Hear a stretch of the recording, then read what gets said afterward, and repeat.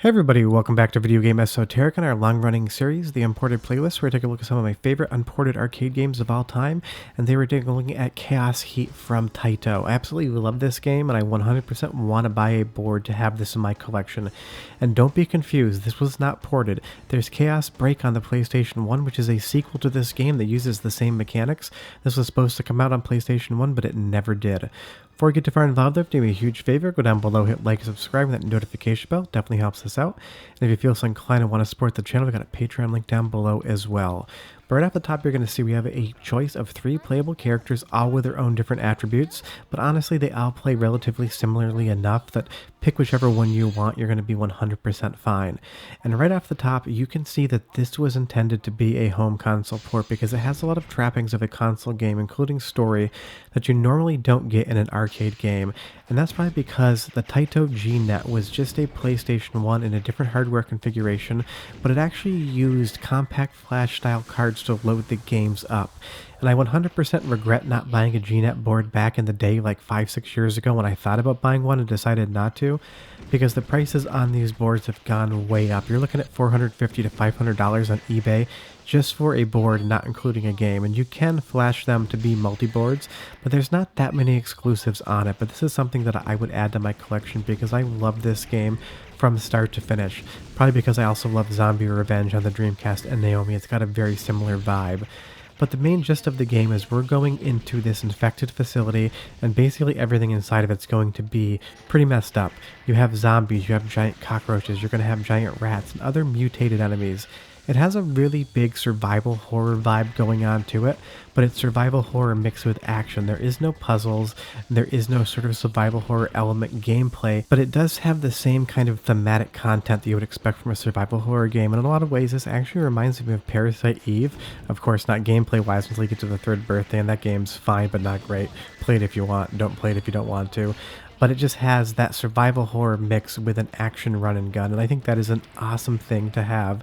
And this would have been a great arcade game to play back in the day, but I'm going to tell you right now, I've never seen a cabinet for this game. I don't know if it didn't get much distribution whatsoever in the US. Maybe it didn't even come to the US. It seems like it did, but it could have been in such limited numbers we never would have seen it.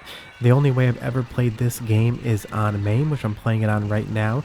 It emulates perfectly fine. I had 0 glitches the entire way, so if you definitely want to check it out, you can do so on MAME, and I recommend you do that and then go play Chaos Break on the PlayStation 1 because it's just a continuation of a great thing, and the game is more expanded even than Chaos Heat.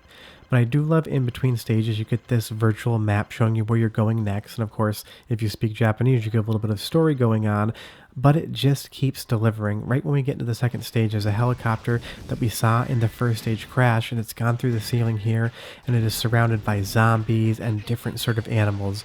You get basically mutated humans in this game, and you also get mutated, that's a skull with spider legs. It's definitely not something you'd want to meet late at night in the dark.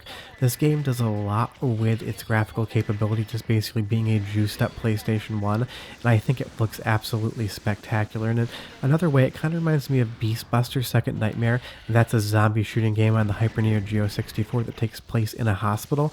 Of course, that is a light gun game in the 1st person versus a 3rd person shooter, but it still has the same sort of vibes, and I do have a video on that as well. Check my playlist, and if I remember, I'll leave the link below, but truth be told, I usually completely forget about those links, and everyone has to ask me for them. But as good as this game plays, as great as this game looks, the soundtrack is really fun as well, and the sound effects and voiceovers for your AI guide, so enjoy for like 35-45 seconds, and I'll come back and talk more about the game.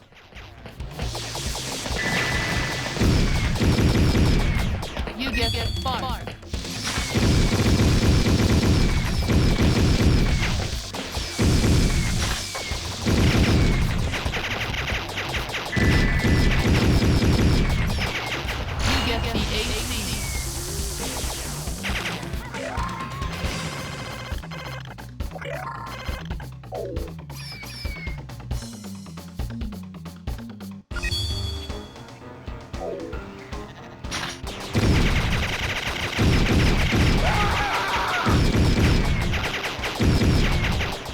So the game does have branching paths, and you'll see here we're trying to keep this soldier alive long enough to open up that door for us before his health runs out, but it is very difficult to do as a single player.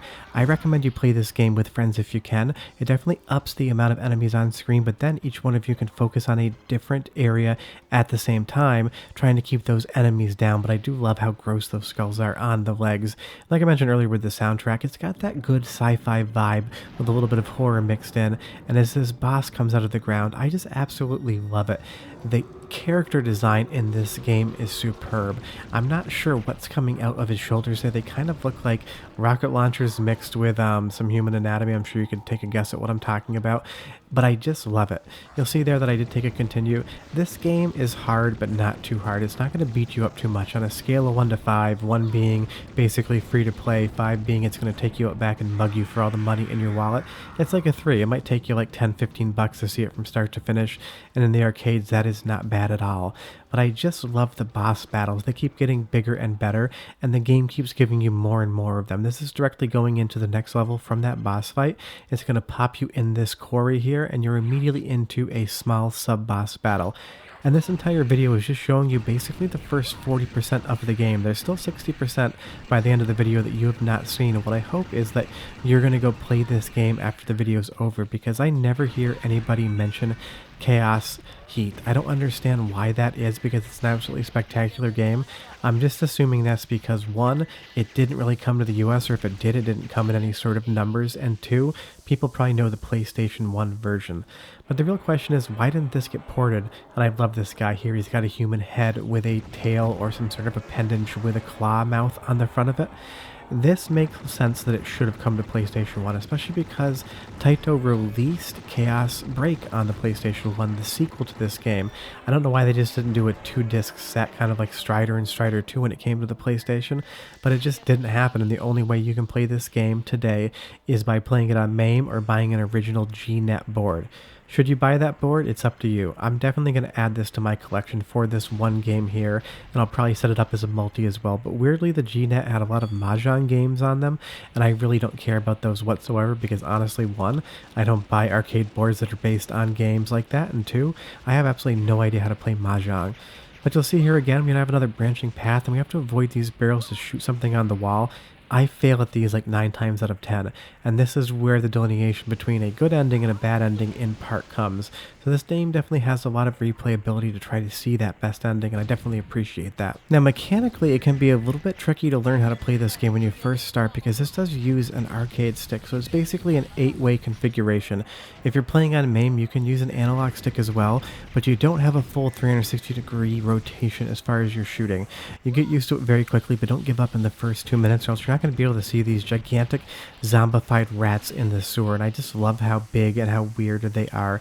And like I said, as this game goes on, the boss battles get more and more intense, and they become more and more of a spectacle, because you're going to see here, all of a sudden, this giant gooey slug is going to come out of the water, and this is one of my favorite boss battles in the game, because it involves both precise aiming as well as precise movement tech, because if you get this boss's pattern down, it becomes a lot easier. You'll see here the game is throwing these projectiles at you, but it's giving you just enough space to run around in between them, and if you're smart and you move in the right direction, you can navigate these fireballs as well.